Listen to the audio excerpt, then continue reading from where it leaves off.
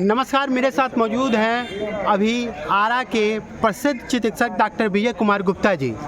आप देख सकते हैं कि ये जन सुराज के प्रत्याशी हैं। इनसे हम लोग इस विधानसभा चुनाव को लेकर एक चर्चा करेंगे, एक बातचीत करेंगे वास्तविक परिप्रेक्ष्य पे।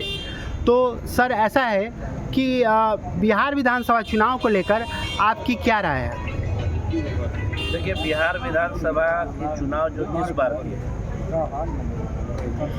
धार्मिक और जाति की रूढ़िवादिता वर्सेस विकास की जंग है। और बिहार की जनता अब इतनी समझ चुकी है कि जो एनडीए और महागठबंधन समाज को जाति और धर्म के नाम पे विभाजित करके विकास को बिहार से कोसों दूर रखा है, वो अब यहाँ की जनता होने नहीं देगी।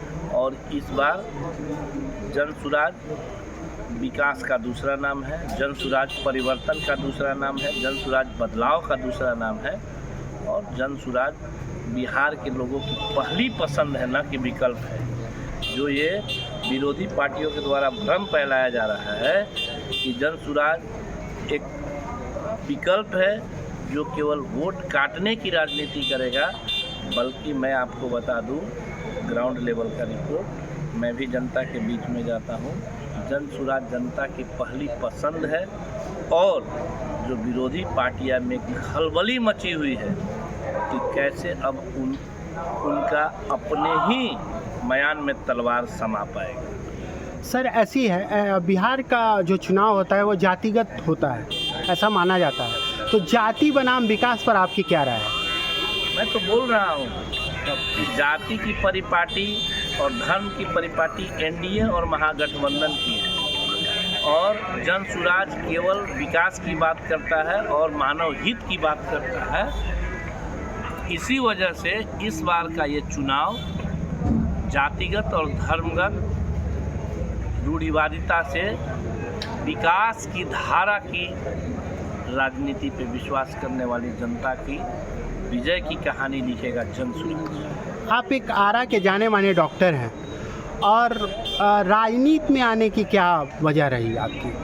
राजनीति में आने की वजह बड़ा स्पष्ट है। मैं समाज सेवा अपने चिकित्सा पेशा के माध्यम से पिछले 15 साल से कर रहा हूँ, और हम समझते हैं कि केवल आरा नहीं बल्कि भोजपुर के किसी भी गांव या भोजपुर से सटे जिलों के बहुत सारे गांव में ऐसा कोई लोग नहीं होगा जो कम से कम 50 लोग के बीच में जाएंगे तो कम से कम 2, 4, 5 लोग हमें नहीं जानते हैं, कोई भी गांव में। लेकिन मैं अपनी सेवा के माध्यम से जो हमारे अंदर भगवान ने शक्ति दी है, उसको कुछ एक लोगों तक ही उसका प्रभाव पड़ता है। लेकिन राजनीति एक ऐसा मंच है कि अगर आप शुद्धता से करें तो पूरे समाज का परिवर्तन कर देता है। तो मेरा सोच यही है कि अगर हमको भगवान ऐसी ताकत दिए हैं, ऐसी समझ दिए हैं, तो समाज के बड़े वर्ग इससे इनको अपना मैं सेवा दे सकूं। इसी सोच के साथ मैं राजनीति में आया। सर, सबसे बड़ी चीज़ है, आरा की बहुत सारी समस्याएं हैं। जैसे यहाँ पर जाम की समस्याएं हैं, और सड़क भी जो कहीं कहीं बहुत ज़्यादा ये है। तो इसके लेकर आपकी क्या राय है? इसे लेकर मैं सबसे पहले बता दूँ, ये दुर्भाग्य है बिहार का। 2005-06 में जो परिभाषा और जो नैरेटिव सेट करके एनडीए अपनी सरकार बनाई थी, आज 2025 में भी उसी नैरेटिव को सेट करके फिर से सरकार में वापस आना चाहती है। 2005 में भी ये नैरेटिव था कि जंगल राज है और इसका खात्मा के लिए महागठबंधन नीतीश कुमार के नेतृत्व में सरकार बनेगी। और दुर्भाग्य देखिए, 2025 में भी सेम कहानी दोहराया जा रहा है। जो पिता अपने पुत्र के सामने जंगल राज से खौफ खाता था, आज वो पुत्र पुनः इस जंगल राज से खौफ दिलाया जा रहा है एनडीए के द्वारा। विकास की तो कोई बात ही नहीं है। और दुर्भाग्य देखिए, 2005 में भी वही समस्या नली गली की, और 2025 में भी नली गली की बात करने वाली ही सरकार बनाने के लिए आतुर है। मैं तो कहता हूँ नली गली तो 2005 में जब गड़बड़ थी तो ये विकासशील पुरुष, विकास के लिए अपना एक स्थान रखने वाले नीतीश कुमार जी के नेतृत्व में एनडीए सरकार को नली गली तो कब का भूल जाना चाहिए था। अपने चुनावी एजेंडे में होना चाहिए था बेहतर शिक्षा हर प्रखंड लेवल तक कैसे हो।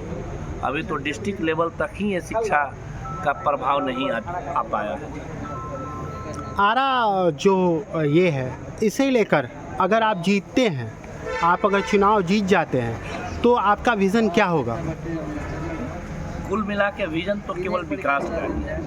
विकास के साथ जो जनता की समस्याएं हैं, जैसे रोड की समस्याएं, जल जमाव की समस्याएं, जो आपका ट्रैफिक जाम की समस्याएं हैं, ये हर वार्ड का अपना अलग अलग भौगोलिक स्थिति के वजह से अलग अलग समस्याएं प्राथमिकता के आधार पे 45 वार्ड और 12 पंचायत का एक साथ काम शुरू करने का लक्ष्य है।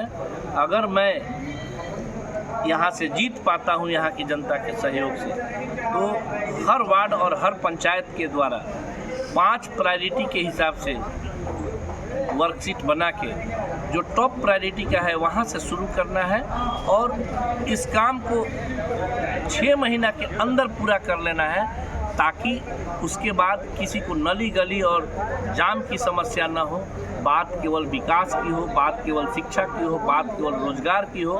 और अगला जो छठ है उस समय ये बात कंप्लीट रुक जाना चाहिए कि बिहार से पलायन हो ही रहा है।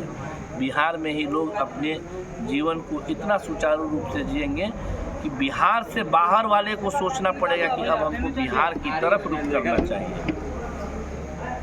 जी धन्यवाद, थैंक यू सो मच।